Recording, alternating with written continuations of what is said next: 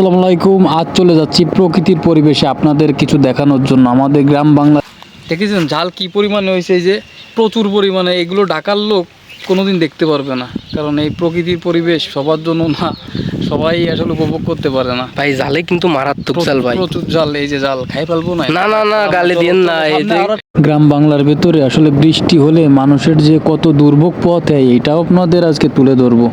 তো দেখেন কত সুন্দর একটা পরিবেশ গ্রাম বাংলার, আসলে এটা বলার বাইরে। কিন্তু দেখেন বাড়িঘরগুলো পানিতে ডুবে আছে, এদের কিন্তু অনেক কষ্ট। আসলে এগুলো কষ্ট বোঝার মতো মানুষ নাই এদের।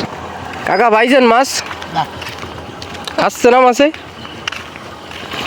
মাছ এখনো বেরোই পারিনি সেই কায়দায়, বুঝছেন।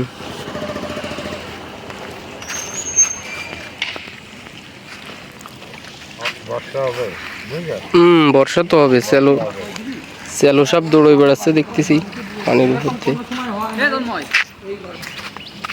দেখেন বৃষ্টিতেই সবার মনে করেন খুবই দুর্দশা, যারা একটু নিচের দিকে একটু গ্রামের দিকে রয়েছে।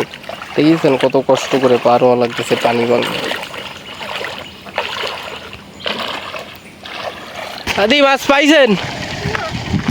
মাছে খাচ্ছে না, মাছ এখনো বয়ে পারিনি সেই ভাবে দেখিনি। দেখেন ঝাল হয়েছে, একটু ছেড়েই দেখেন আপনারা। ঝাল হয়েছে কি সুন্দর ঝাল, মানে গাছের থেকে ছিঁড়ে ছিঁড়ে নিয়ে রান্না করা হয়।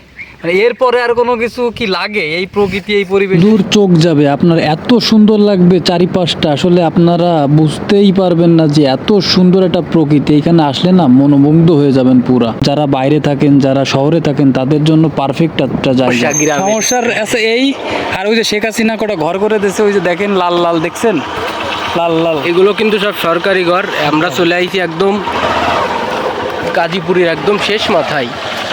মাছ দেখাই, মাছ এদিকে তাকাও তুমি, গাজীপুরের একদম শেষ মাথায় চলে আইছি। কিন্তু দেখতেছেন ব্যাক করবো পিছনে এই যে ঘরগুলো দেখতে পাচ্ছেন, এগুলো কিন্তু সব হলো একদম মানে আর কি যাদের কিছু নেই, ঠিক আছে।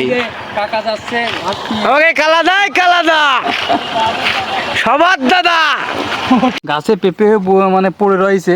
আসলে খাওয়ার মানুষ নেই। আর গ্রাম বাংলার কথা এই জন্যই বলার বাইরে ভাই। দেখেন টাচ দাও নখ দিয়ে, এই যে পেঁপে দাও। সবাই ভালো থাকবেন, সুস্থ থাকবেন। আজকের মতো আমরা এখান থেকে বিদায় নিব। দেখেন চারিপাশটা এতটাই সুন্দর, শেষ পর্যায়ে আপনাদের এতটা সুন্দর দৃশ্য ধরে রাখতে পারছি ক্যামেরায়, এইটাই আমার কাছে অনেক বড় কিছু, আপনাদের দেখাতে পারছি। তো ভালো থাকবেন, সুস্থ থাকবেন সবাই। আবার দেখাবে নতুন কোনো জায়গায়।